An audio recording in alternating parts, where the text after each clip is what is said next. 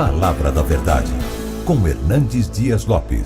Irmãos queridos, nós vamos abrir a Palavra de Deus no Evangelho de Cristo, conforme o registro de Lucas, capítulo 3.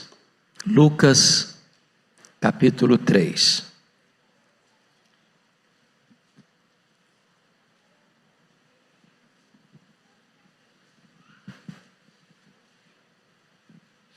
Nós vamos fazer a leitura do verso 1 ao verso 20. Eu peço a você para, após a leitura do texto, manter sua Bíblia aberta comigo nesta passagem. No 15º ano do reinado de Tibério César, sendo Pôncio Pilatos governador da Judéia, Herodes tetrarca da Galileia, seu irmão Filipe tetrarca da região de Itureia e Traconites, e Lisânias tetrarca de Abilene, sendo os sumos sacerdotes Anás e Caifás, veio a palavra de Deus a João, filho de Zacarias, no deserto. Ele percorreu toda a circunvizinhança do Jordão, pregando o batismo de arrependimento para a remissão de pecados, conforme está escrito no livro das palavras do profeta Isaías: voz do que clama no deserto, preparai o caminho do Senhor, endireitai as suas veredas. Todo vale será aterrado e nivelado, todos os montes e outeiros. Os caminhos tortuosos serão retificados e os escabrosos aplanados, e toda a carne verá a salvação de Deus.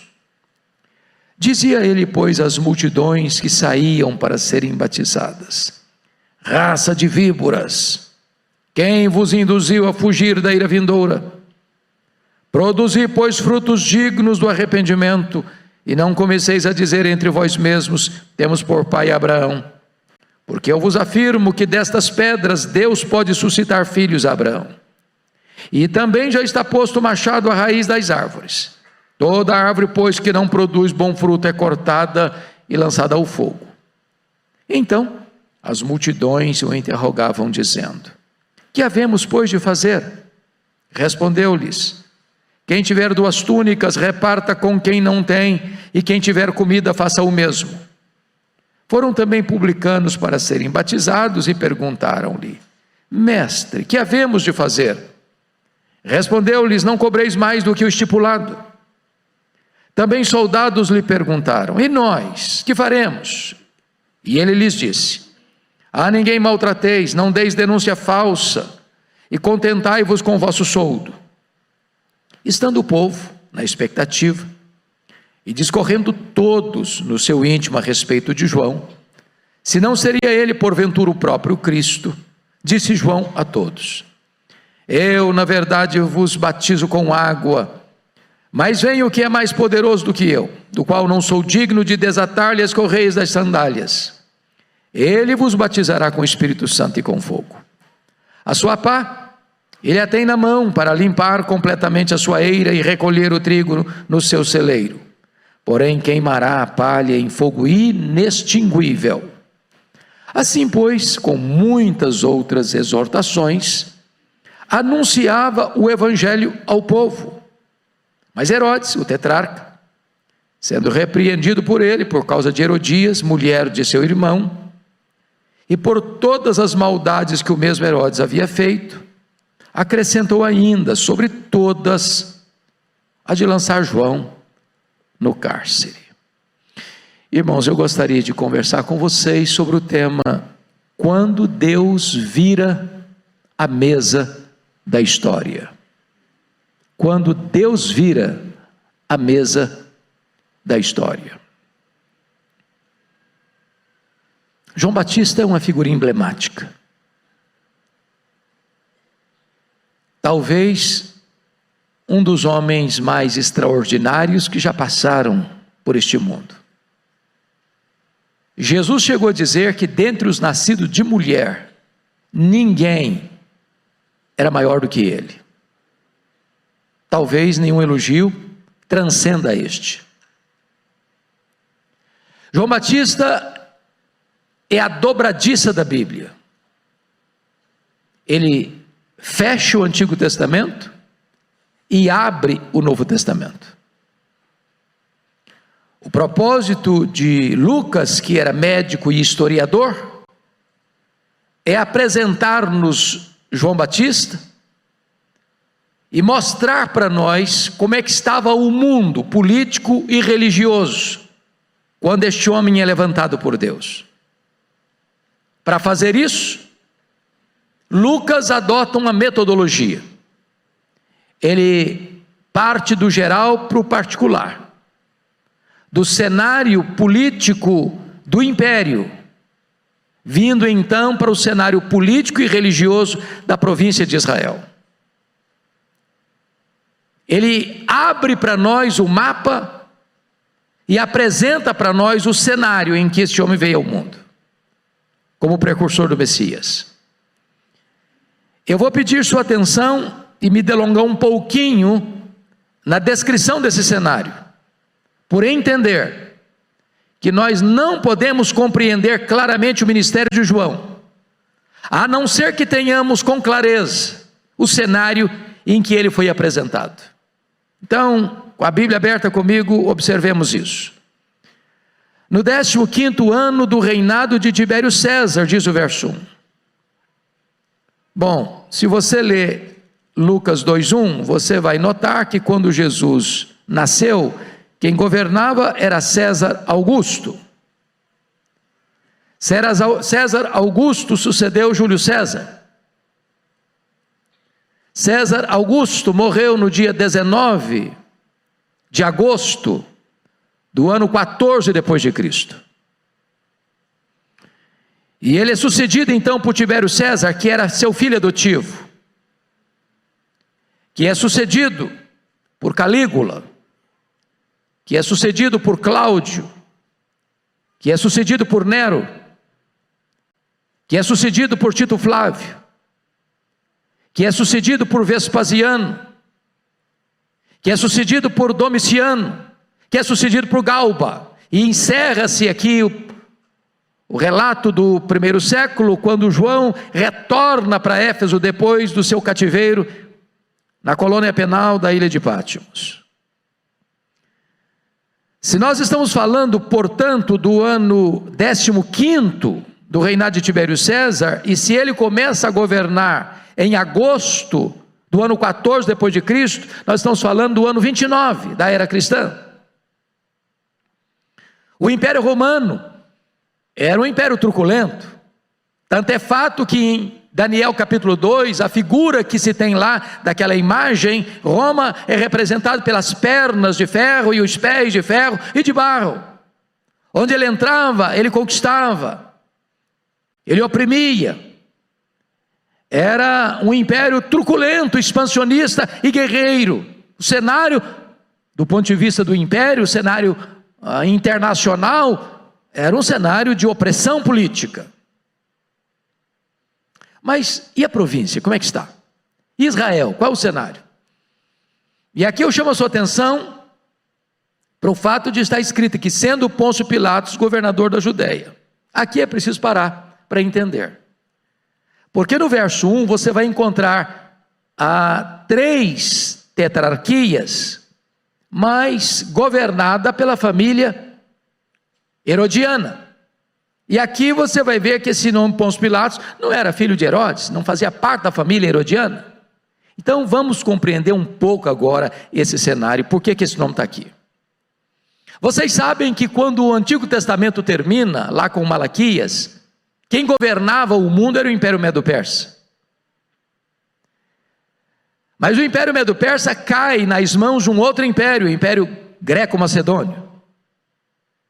E domina o mundo, com Filipe da Macedônia e seu filho Alexandre o Grande, que espalha a cultura helênica e uma língua universal, o inglês de hoje da época, a língua grega.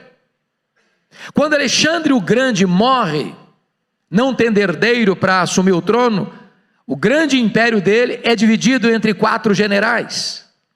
Israel ficou ora sob o domínio dos egípcios, os ptolomeus, ora sob o domínio dos sírios, os seleucidas. Nesse tempo é que há a grande tradução do Velho Testamento para o Novo Testamento, formando o que nós chamamos da versão, a Septuaginta.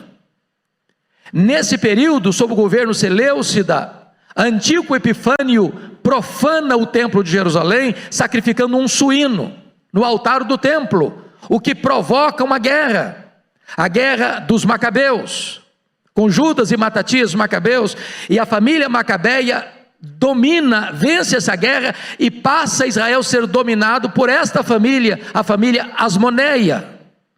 Porém, no ano 63 a.C., Pompeu conquista essa região, e Israel passa a ficar debaixo do domínio de Roma, a partir de 63, nomeando Antípater como rei sobre Israel.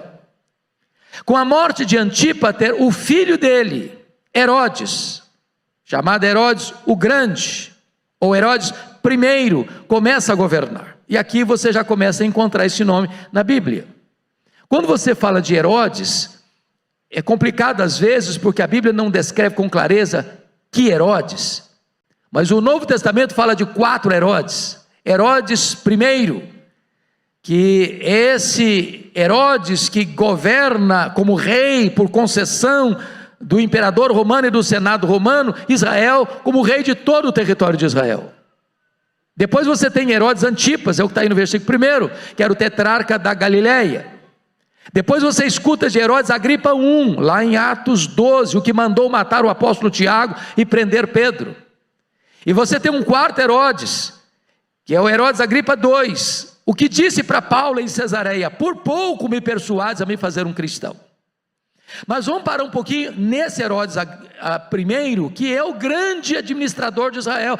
Tudo que acontece de grande, acontecia de grande lá, foi ele que fez. Por exemplo, foi ele que ampliou e embelezou o templo de Jerusalém, tornando-o maior e mais belo e mais suntuoso que o templo de Salomão.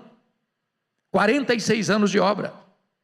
Foi ele quem construiu a fortaleza de Massada, às margens do Mar Morto, para onde fugiram 3.000 judeus, na época em que Jerusalém foi invadida no ano 70. Foi ele quem construiu o porto de Cesareia Marítima, abrindo o comércio internacional e possibilitando as viagens missionárias. Foi ele quem construiu a fortaleza da Antônia, onde Jesus foi julgado por Pôncio Pilatos. Esse homem, entretanto, tinha um grave problema. Ele não suportava que alguém pudesse concorrer com ele ou ameaçar o seu poder. E eu vou explicar um pouco da história desse homem. Herodes o Grande casou-se 6 vezes. Aliás, me perdoe, casou-se 9 vezes. E ele era um homem tão mau que quando ele assumiu o governo, ele mandou matar mais da metade do sinédrio judaico, que era composto de 71 membros, para dizer: aqui quem manda sou eu. Dentre as esposas, das 9, uma era chamada a preferida dele, e o nome dela era Mariana, da nobreza. E quando ele se casa com Mariana, ele manda matar todos os grandes nobres da família dela, com medo de concorrência ao poder. Antes disso, a sua sogra Alexandra pede para ele nomear Aristóbulo, um jovem de 17 anos, como sumo sacerdote. O sacerdócio já estava corrompido, e ele o faz, atendendo a sogra, e porque o menino foi bem, ele mandou matar o Aristóbulo. A sogra fugiu para o Egito, e ele mandou os seus emissários lá no Egito matar a sua sogra. Quando ele retorna do Egito, acontece a morte da sua sogra no Egito, o imperador César Augusto chama a Roma para lhe dar uma descompostura, dizendo: é melhor ser filho de um porco do que ser filho de Herodes. Antes de ir para Roma, com medo de Mariana conspirar contra ele, porque a família estava sendo assassinada, ele manda matar Mariana. Quando ele retorna de Roma, ele manda 2 dos seus filhos estudarem em Roma. A Salomé, que era irmã dele, do mesmo estofo moral, diz para ele: olha, quando esses meninos voltarem, eles vão estar mais preparados que você para governar. Ele não titubeou, mandou matar os próprios 2 filhos. Bom, quando ele estava para morrer, na estância hidromineral de Jericó, ele fez a sua irmã Salomé jurar que no dia da morte dele, ela mandaria matar um nobre de cada família rica de Jerusalém, porque ele queria ter choro e lágrimas no seu funeral. Bom, agora você vai entender um pouquinho o texto bíblico de Mateus 2, porque até então eu não entendi esse versículo. Quando os magos chegaram do Oriente, em Jerusalém, fizeram a seguinte pergunta: onde está o recém-nascido rei dos judeus? Viemos para adorá-lo. Diz a Bíblia que Herodes ficou alarmado e com ele toda Jerusalém. Como é que um rei fica alarmado com uma pergunta dessa? Como é que uma cidade inteira fica perturbada com uma pergunta dessa? É porque Jerusalém sabia quão sanguinário era este homem, que toma, portanto, a decisão de mandar matar todas as crianças de Belém dos seus arredores. Porém, este homem morreu. Eu quero dizer para você que os poderosos também morrem, que o tempo de governo deles cessa, porque só o trono de Deus é eterno. Quando ele morre, vamos entender isso agora. Quando ele morre, ele, ou não ele, mas o reino dele é dividido em 4 partes, chamamos isso de tetrarquia. A tetrarquia da Judéia vai pertencer ao filho dele, chamado Arquelau. Não está aqui não, está lá em Mateus 2:22. As outras 3 tetrarquias estão aqui: Herodes, tetrarca de Galileia; Filipe, tetrarca da região de Itureia, Traconites; e Lisânias, tetrarca de Abilene. Por que está esse nome aqui, Pôncio Pilatos? Caiu de paraquedas? O Pôncio Pilatos não é da família herodiana, a família Edomeia, descendência de Esaú. É um romano. Como é que ele está aqui? Está aqui pela seguinte razão: quando o tetrarca da Judéia, o Arquelau, começou a reinar, no ano 6 depois de Cristo, os judeus não suportaram esse homem. Ele era muito mau, ele era pior que o pai. Então os judeus pediram para Roma: tira esse homem daqui, bote aqui um preceptor romano, bote aqui um governador romano. E Roma não perdeu a oportunidade e bota um governador romano dentro de Jerusalém, botando o pé dentro da Judéia. É por isso que você está encontrando aqui o Pôncio Pilatos. Isso a partir do ano 6. Pilatos não é o primeiro governador, ele é o 5º governador. Por que eu estou trazendo isso para vocês? Porque o propósito de Lucas é mostrar para nós que o cenário político do império era de truculência, mas o cenário político da província era pior ainda. Era uma família sanguinária que estava governando, e esse Pôncio Pilatos era tão mau, que diz a Bíblia que numa época em que os galileus vieram adorar em Jerusalém, ele matou os galileus e misturou o sangue deles com sacrifícios. Ou seja, o cenário político era o pior possível quando Deus levantou João Batista. Mas você pergunta assim: bom, mas quem sabe o cenário religioso traga alguma esperança? Veja comigo o verso 2: sendo os sumos sacerdotes Anás e Caifás. Há uma coisa esquisita aqui, só tinha um sumo sacerdote, aqui tem 2. Aliás, o Anás era o sogro, o Caifás era o genro. O Anás já tinha sido deposto, mas por ser um homem muito poderoso, ele ainda dava as cartas. O Caifás tinha a caneta na mão, mas quem dava as coordenadas era o Anás. Em outras palavras, a religião também estava rendida à corrupção. Para vocês terem uma ideia, do ano 37 a.C. ao ano 26 depois de Cristo, foram levantados 28 sumos sacerdotes em Jerusalém. A religião estava rendida à corrupção, ao desvio espiritual e moral. Meus irmãos, não tem cenário mais sombrio do que este. Você pergunta: tem esperança? Tem saída? Tem solução? E eu quero dizer para você que quando o cenário parece sombrio demais, Deus entra na história, vira a mesa da história e muda o placar do jogo. Quem está no trono é Deus, quem tem as rédeas da história é Deus, quem dá saída para o seu povo é Deus. Porque está escrito no verso 2: sendo os sumos sacerdotes Anás e Caifás, veio a palavra de Deus a João, filho de Zacarias, no deserto. E começa aqui, meus irmãos, um grande avivamento espiritual. Começa aqui a entrada do Messias, começa aqui a história do nosso glorioso Redentor, que veio ao mundo, se encarnou e mudou a história dos homens. Louvado seja o Senhor.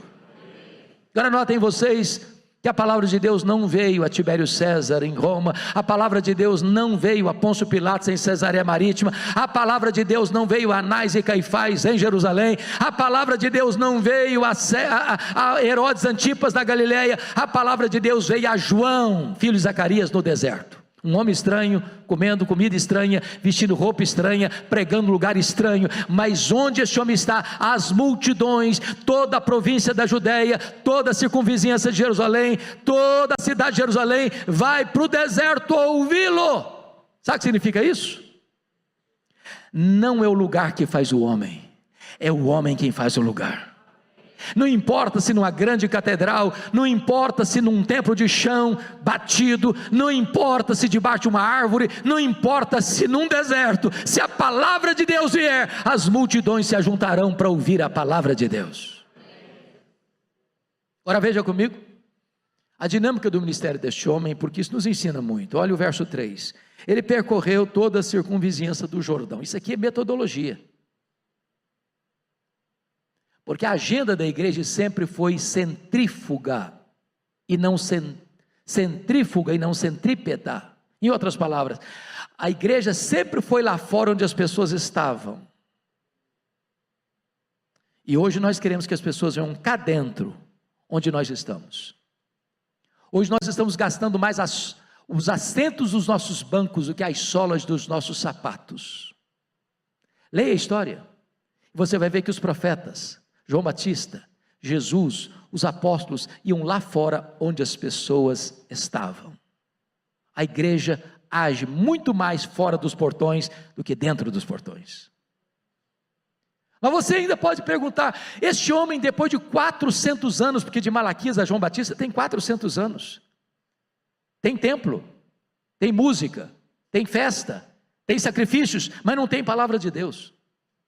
Depois de 400 anos, a pergunta é, esse homem se levanta para pregar, porque a palavra de Deus é ele, o que ele prega?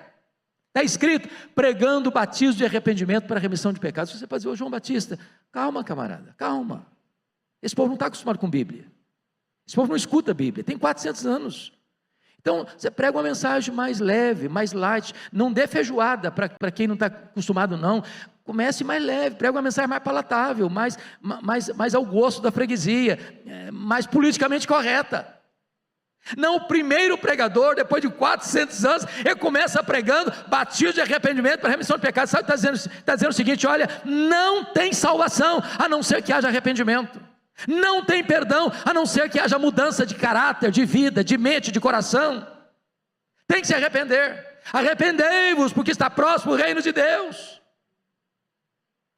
Arrependimento, irmãos, é a grande manchete do reino de Deus. Foi a mensagem dos profetas, foi a mensagem de João Batista, foi a mensagem de Jesus Cristo, foi a mensagem dos apóstolos, é a mensagem da igreja presbiteriana de Pinheiros, é a nossa mensagem.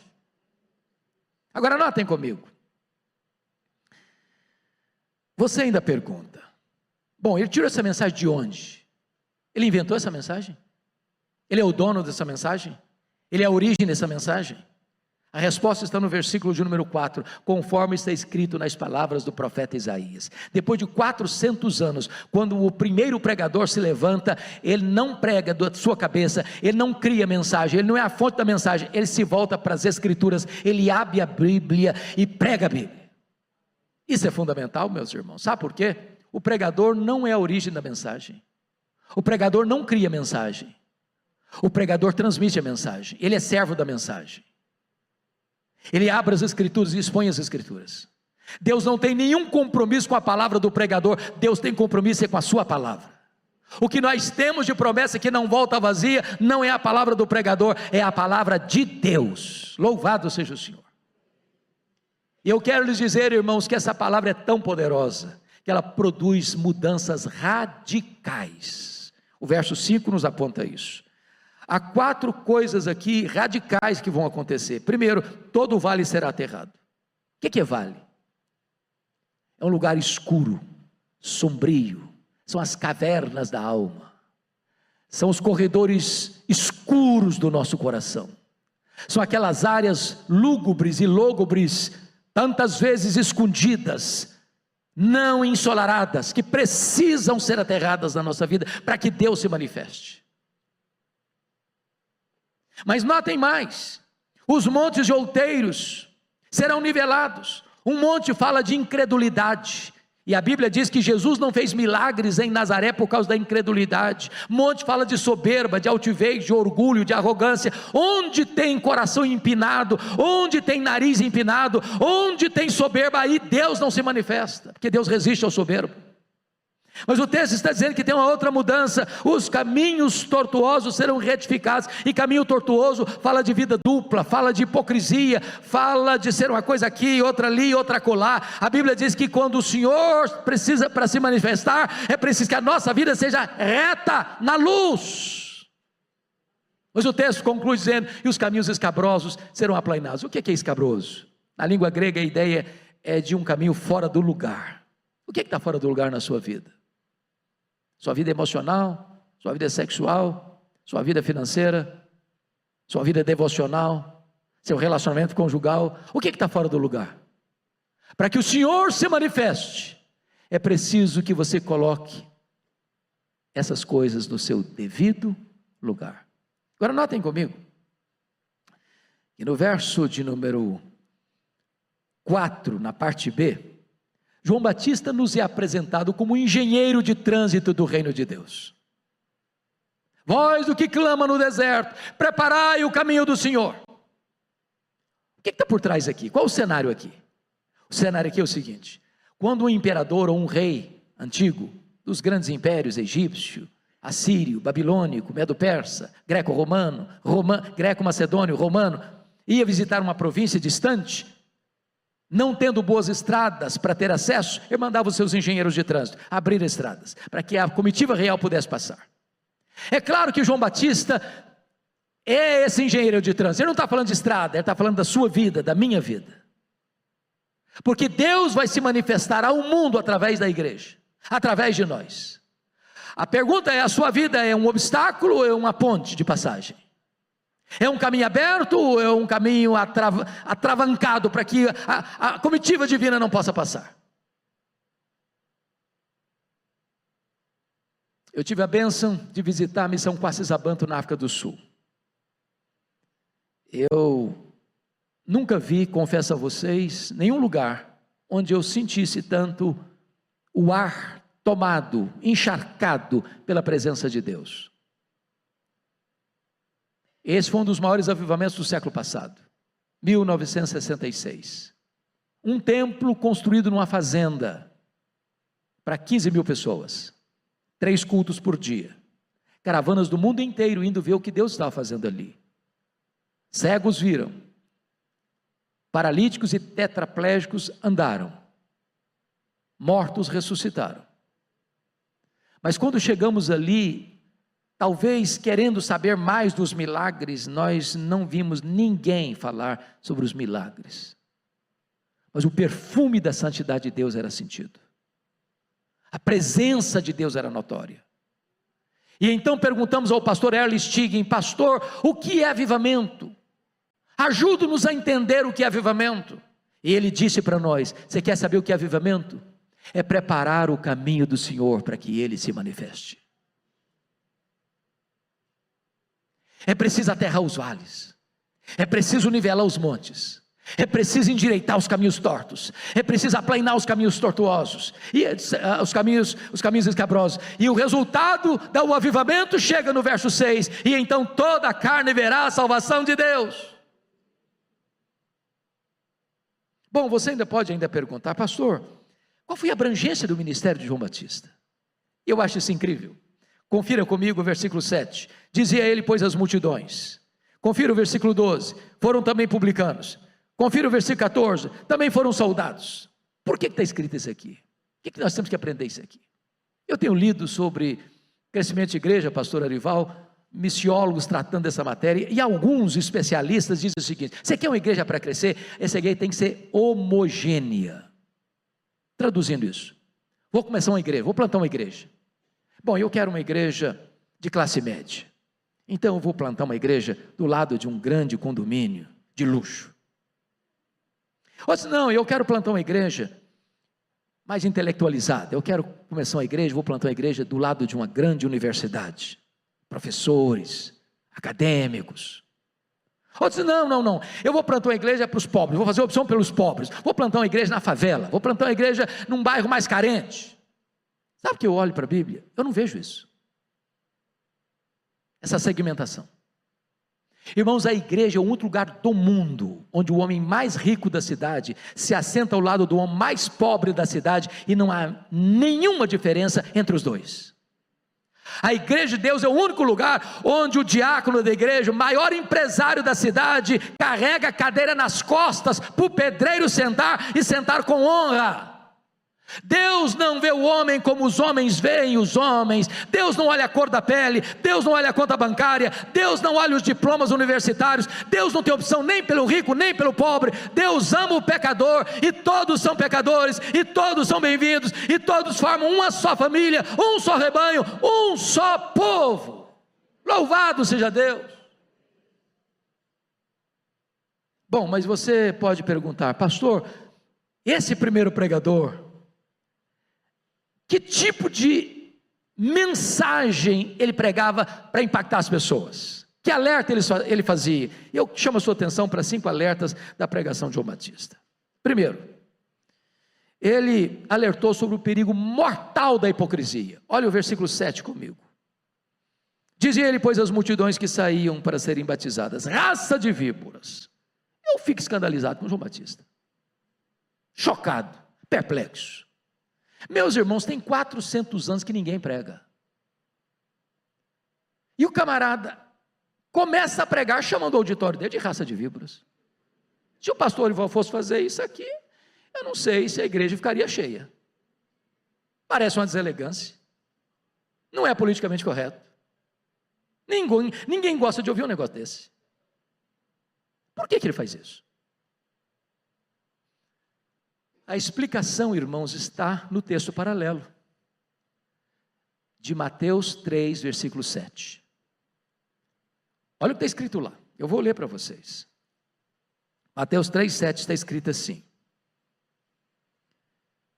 Vou ler a partir do 5. Então saíam a ter com ele Jerusalém, toda a Judéia, toda a circunvizinhança do Jordão, e eram por ele batizados no rio Jordão, confessando seus pecados. Vendo ele, porém, que muitos fariseus e saduceus vinham ao batismo, disse-lhes: raça de víboras, quem vos induziu a fugir da ira vindoura? João Batista olha nessas multidões, e no meio delas muitos fariseus e saduceus. Então ele disse: raça de víboras. Agora vamos entender isso aqui, porque é fundamental. Quando você lê os evangelhos, você fica com um pouco de raiva dos fariseus. Pensa num time complicado, gostava de holofotes, gostava dos primeiros lugares, exaltavam eles mesmos, vomitavam santarronice, gostavam de ser detetive da vida alheia, investigavam a vida de todo mundo, menos a deles mesmos. Eram sepulcros caiados, bonitos por fora, mas podres por dentro. Eram hipócritas, tornaram-se os mais terríveis inimigos de Jesus. Agora escutem isso, os fariseus não foram sempre assim, não. Quando esse grupo surgiu, ele surgiu como um movimento de reforma e de reavivamento. Lembram vocês que disse que quando o Império Greco-Macedônio dominou o mundo, espalhou a cultura helênica, a cultura grega, era uma espécie de secularização da igreja. Esses fariseus surgiram para resistir a isso e manter a fidelidade à Bíblia, às Escrituras, com piedade e com sã doutrina. Mas com o tempo a forma foi tomando o lugar da essência, e eles perderam a piedade, mas mantiveram a aparência. Esse time está escutando João Batista. E quem eram os saduceus? Era também um grupo de resistência, uma contracultura, mostrando a necessidade de manter-se firme na palavra e não se dobrar à cultura grega, à secularização da igreja da época. Porém, os saduceus se curvaram à cultura helênica. Para vocês terem uma ideia, os saduceus não acreditavam em ressurreição. Por que não? Porque isso era o pensamento grego. Os saduceus não acreditavam em anjos. Os saduceus não acreditavam em todo o Velho Testamento, só no Pentateuco. Diríamos nós que os saduceus eram os teólogos liberais da época. Mais do que isso, os saduceus tornaram-se colaboracionistas de Roma. O que ganharam em moeda de troca? Administrar a mina de ouro da religião judaica, administrar o templo. Vocês sabem que os sacerdotes eram saduceus. Toda a religiosidade de Israel concentrava no templo. Haviam 4 grandes festas anuais, caravanas do mundo inteiro vinham a Jerusalém. Sabe o que acontecia? Ninguém podia comprar nenhum sacrifício, nenhum cordeiro, nenhuma ovelha, nenhuma pomba, nenhuma rola, com moeda estrangeira. Tinha que fazer a troca da moeda lá na praça do templo, nas mesas dos cambistas, e eles cobravam taxas exorbitantes para enfiar a grana no bolso e se enriquecer em nome da fé. Nenhum adorador podia vir para Jerusalém e trazer de casa o sacrifício, tinha que comprar lá na praça do templo. A praça do templo era formada de currais de ovelhas, a praça do templo era cheia de gaiolas, cheia de pombas e de rolas, e as pessoas tinham que comprar deles por um preço exorbitante para se enriquecerem. E Jesus ficou irado com isso, pegou o chicote e começou a chicotear, virar a mesa dos cambistas, abrir as gaiolas das pombas, soltar as ovelhas dos currais, dizer: vocês transformaram a casa do meu pai, casa de oração, em covil de salteadores. O que é covil? É um lugar que a pessoa rouba e corre para se esconder. João Batista está escutando, esses times aí, fariseus e saduceus, estão lá no meio da multidão para ouvir João Batista. E João Batista, ao vê-los, diz: raça de víboras. O que João Batista está dizendo? O que eles traziam no coração, a hipocrisia, era pior do que o veneno das víboras, porque o veneno da víbora é Deus quem coloca, mas o veneno da hipocrisia é o diabo que coloca. Segundo alerta de João Batista, ele alertou sobre o perigo real do inferno. Meus irmãos, é chocante, você fica escandalizado com ele. Tem 400 anos que ninguém prega, e quando o cara se levanta para pregar, tem tanta coisa boa para pregar, ele vai pregar logo sobre o inferno. Mas o que é isso? Isso é um choque. E pregar sobre o inferno não dá ibope, irmãos, não dá. Ninguém dá um tapinha nas costas do pregador porque pregou um sermão sobre o inferno. Ninguém fala: tá legal, pastor, gostei, ó, estou saindo assim até mais leve depois desse sermão sobre o inferno. Mas deixa eu lhe dizer algo: é melhor você escutar sobre o inferno hoje do que ir para o inferno amanhã. João Batista não é um profeta da conveniência. João Batista não tem medo de cara feia. João Batista não é um alfaiate do efêmero. João Batista é um escultor do eterno. Ele prega a palavra de Deus, porque o propósito dele é levar o seu auditório ao arrependimento e à salvação, e não amaciar para agradar este ou aquele ouvinte.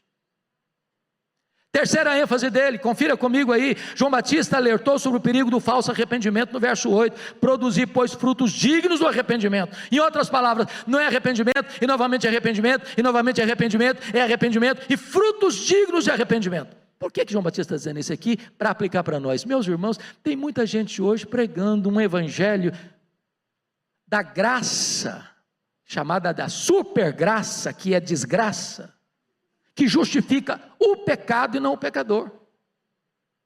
Não, pode pecar. Não, Deus é bom, Deus é maravilhoso, Deus compreende você, a carne é fraca mesmo, você pode pecar que vai dar tudo certo. Não fica preocupado, ficar com culpa não. Você está bem, está de bem com a vida, vai dar tudo certo. Não tem problema. Essa é a graça barata que justifica o pecado, mas não justifica o pecador, que não traz perdão, que não traz redenção. Quando o homem não quer mudar a vida, ele muda a teologia, para justificar os seus erros, justificar os seus pecados. E João Batista está botando o dedo nessa ferida, dizendo o seguinte: produzir, pois, frutos dignos de arrependimento. Quarto lugar, ele alerta sobre o perigo da falsa confiança religiosa. Olha o versículo 8, na parte B: e não comeceis a dizer entre vós mesmos, temos por pai Abraão. O que está acontecendo aqui? Esse time está vindo, e algumas pessoas estão dizendo: ô João Batista, calma lá, viu? Está tudo bem com a gente. E é isso. Agride a gente não. Você está pregando muita raiva. Que é isso, cara? falando de inferno para a gente, chamando a gente de raça de víbora. Está tudo bem com a gente, ué. Nós somos filhos de Abraão, cara.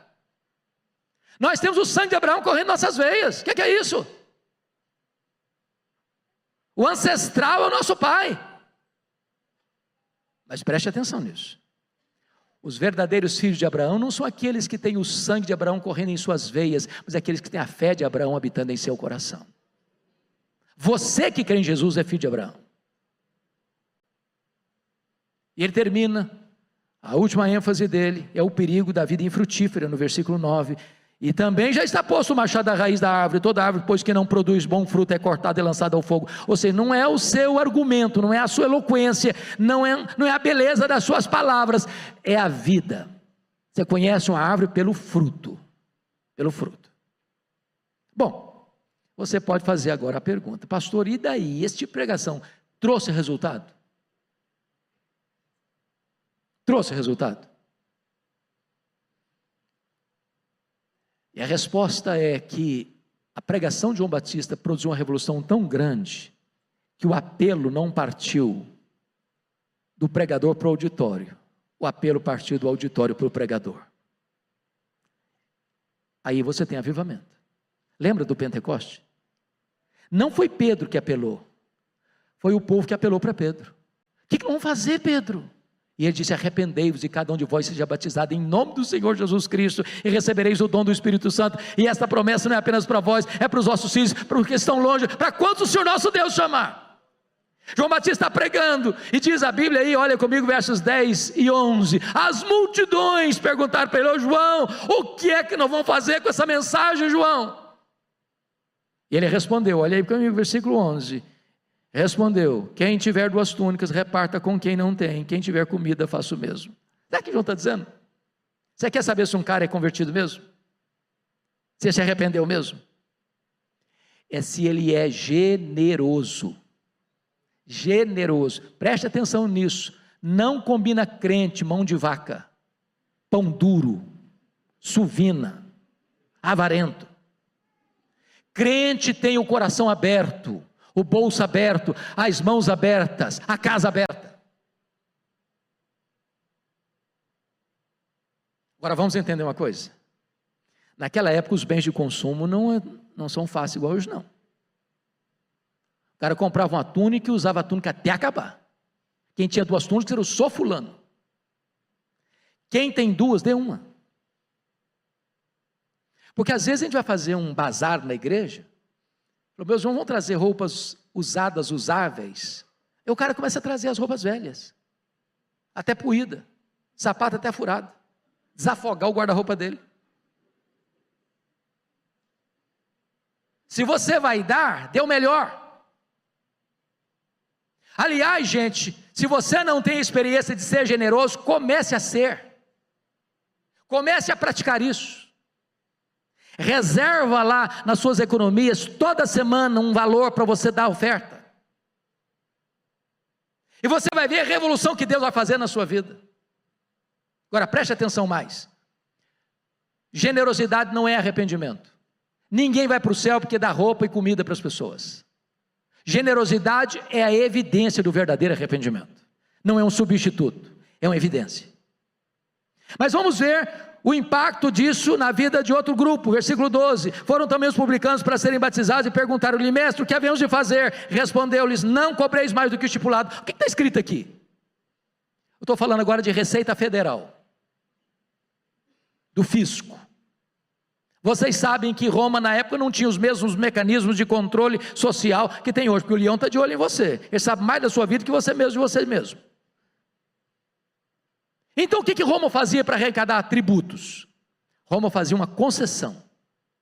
Então você vai ter a concessão de administrar uma região aqui, com um propósito de passar um valor definido para os cofres de Roma. Agora você pode cobrar muito mais aí, eu não estou nem aí, desde que você repasse o valor para Roma, você pode cobrar o que você quiser e embolsa o resto. Não tinha uma classe mais odiada do que os publicanos. Eles exploravam o povo, eles massacravam o povo. Eles enriqueciam às custas da opressão de um povo pobre e oprimido. E esse time estava escutando João Batista. E aí eles perguntou: João, e nós? Vamos fazer o quê? Ele diz: olha, não cobrem mais do que o estipulado. O que ele está dizendo? Você quer saber se um cara é convertido mesmo? Se se arrependeu de fato? Veja se ele é honesto e íntegro nas suas transações comerciais. Preste atenção nisso, irmão. Crente não é enrolado. Crente não passa a perna nos outros. Crente não faz falcatrua nos seus negócios. Crente não usa de meios e esquemas para arrecadar mais do que é o legal, do que é o honesto, do que é justo. Crente é íntegro no trato com o dinheiro.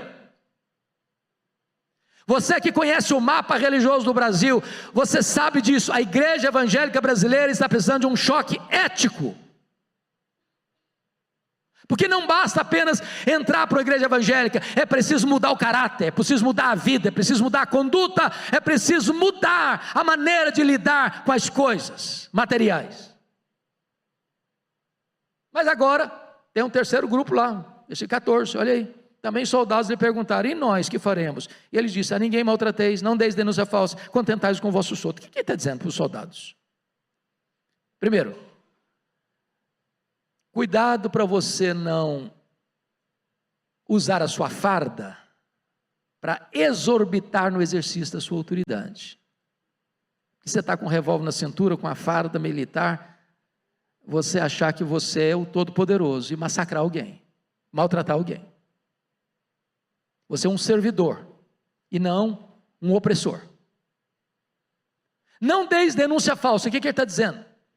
É que os soldados estavam mancomunados e conluiados com os cobradores de impostos para receber grana, propina. Como assim? Vou explicar. O publicano chegava na casa do senhor José e disse: senhor José, eu vim aqui informar o senhor que o seu tributo esse ano, o seu imposto esse ano é tanto. O senhor José tomava um susto e disse: meu Deus, eu não aguento pagar isso. Se eu pagar essa quantidade de imposto, eu vou passar necessidade, a minha família não vai ter como sobreviver. Senhor José, o imposto é tanto. E não discutia, ia embora. Entrava o soldado: senhor José, o imposto é tanto. Eu não posso pagar tanto. Senhor José, ou o senhor paga ou eu te denuncio. Numa província dominada por Roma, ser denunciado por um soldado romano era o fim da picada. O cara estava com a cabeça a prêmio. E o soldado embolsava essa grana, que ele ajudava o cobrador de imposto a explorar. João Batista diz: contentai-vos com o vosso soldo, com o vosso salário. O que João está dizendo? Você é crente mesmo? Você se arrependeu mesmo? Eu quero saber o seguinte: então você não vai usar de expedientes ilícitos, ilegais, para receber propina, para engordar o seu salário, para se enriquecer. Você faça o favor de contentar-se com o seu salário. Não use de expedientes para ficar rico. Eu sei, meus irmãos, que essas coisas não acontecem mais hoje, mas nunca é tarde demais a gente alertar.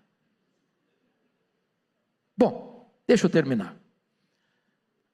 Quero dizer para vocês 3 características desse pregador, mediante quem Deus virou a mesa da história. Primeiro, a identidade desse pregador. Olha o versículo 15. Estando o povo na expectativa, preste atenção nos detalhes, irmãos.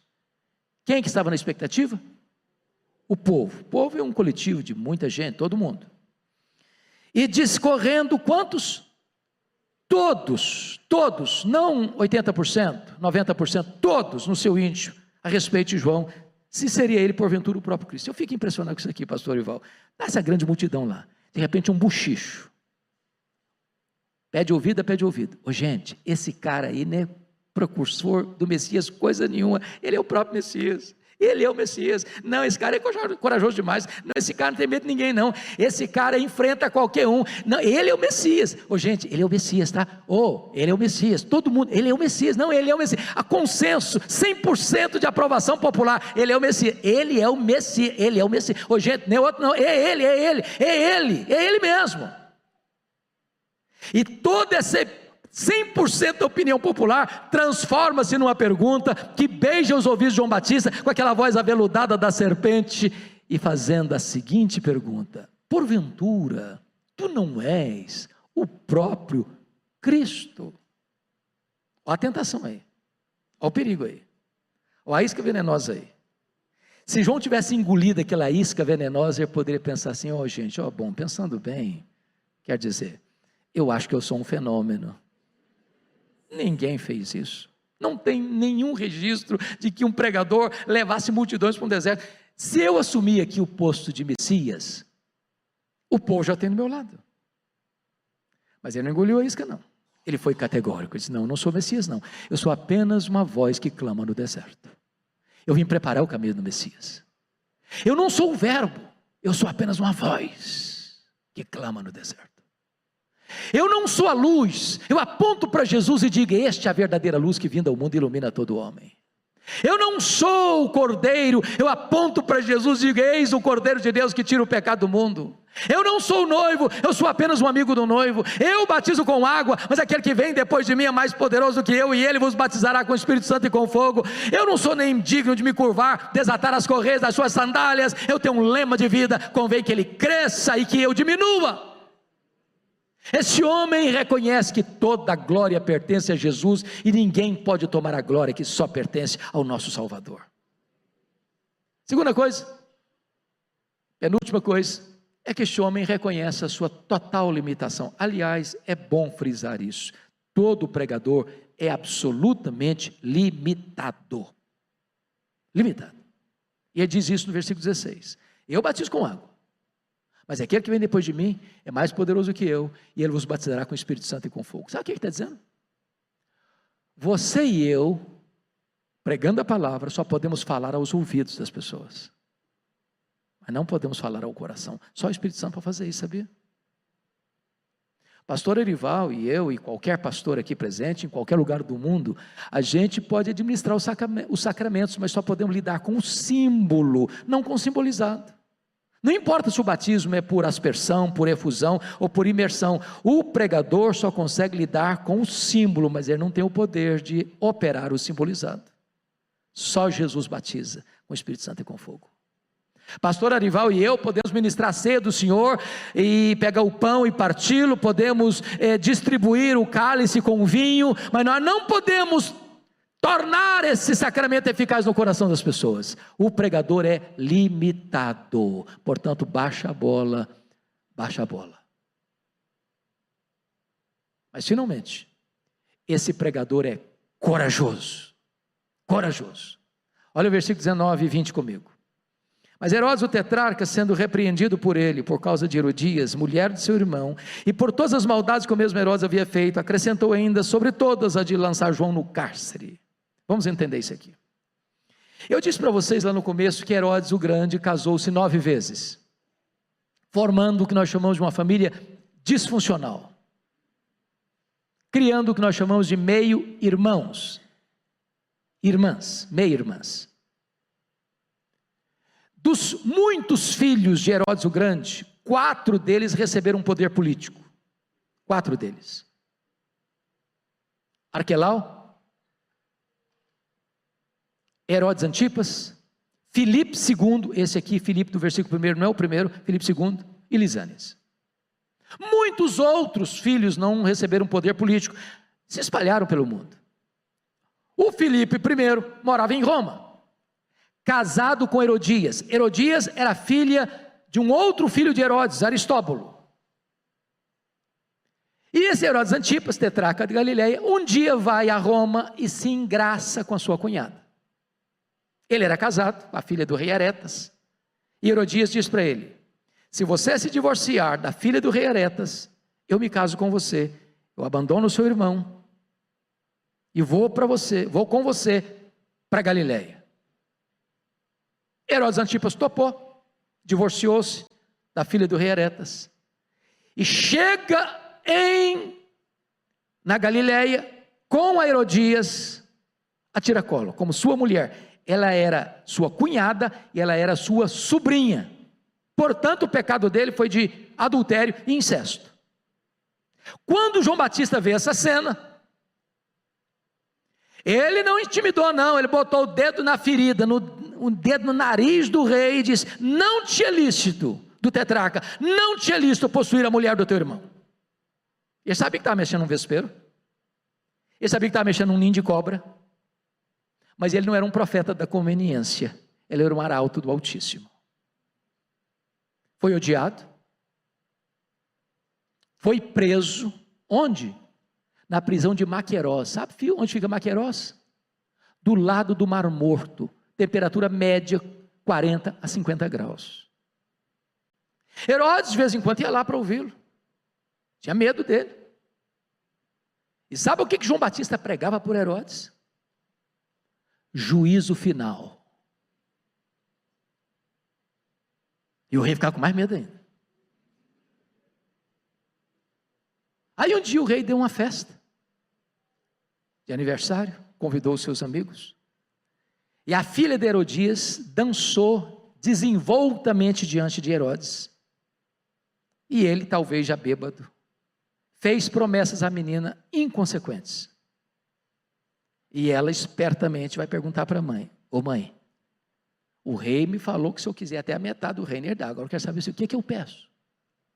Peça a cabeça de João Batista numa bandeja. E o maior homem dentre os nascidos de mulher, já sofrendo as agruras de uma prisão insalubre, recebe o carrasco. E ele diz para João: eu vim aqui decepar a sua cabeça. E o maior homem dentre os nascidos de mulher, o precursor do Messias, é decapitado na prisão. E você sai dessa cena horrorizado, chocado. E a cabeça do precursor do Messias entra na festa macabra como um prêmio da iniquidade, a pedido de uma mulher adúltera, de um adolescente inconsequente, de um rei bêbado. Mas João Batista preferiu estar preso e ter a consciência livre do que estar livre com a consciência acorrentada. João Batista preferiu perder a cabeça do que perder a honra. Mas eu quero dizer para vocês hoje, para fechar, dizer o seguinte: meus irmãos, não importa como um homem morre, o que importa é como um homem ressuscita. Por mais terríveis que sejam os sofrimentos que você venha a sofrer por causa do Evangelho, por causa de Jesus Cristo, eu quero lhe dizer que o céu indenizará qualquer sofrimento sofrido na terra. Eu quero dizer para você que a nossa leve e momentânea tribulação produzirá para nós eterno peso de glória, acima de toda comparação. Eu pergunto a vocês hoje, meus irmãos, que pai, que mãe, em sã consciência, bota o nome de um filho de Herodes? Só um louco ou um desavisado? Mas João Batista, mesmo morto, ainda fala. João Batista, ainda hoje, inspira milhões e milhões de pessoas a andar com Deus, a amar a Deus e a pregar com fidelidade a palavra de Deus. João Batista abriu o caminho e saiu de cena, e entrou o Messias, o Filho de Deus, o nosso Salvador, e ele andou por toda parte, libertando os oprimidos do diabo, curando os cegos, levantando os paralíticos, dando audição aos surdos, dando voz aos mudos, purificando os leprosos e pregando este evangelho da graça que alcançou a sua vida, que alcançou a minha vida. Ele que é a razão da nossa vida, porque Deus entrou na história, mudou o jogo da história, mudou o placar do jogo, e Deus está aqui hoje para mudar a história da sua vida, para transformar a sua vida, para trazer esperança para a sua vida. Não olhe o cenário, ele é cinzento, ele é amargo, ele é doloroso, mas quem está no trono é Deus, quem reina é Deus, e pode hoje, agora, aqui, fazer algo novo na sua vida, na minha vida, na nossa história, para a glória do seu nome. Louvado seja o Senhor. Aleluia, amém.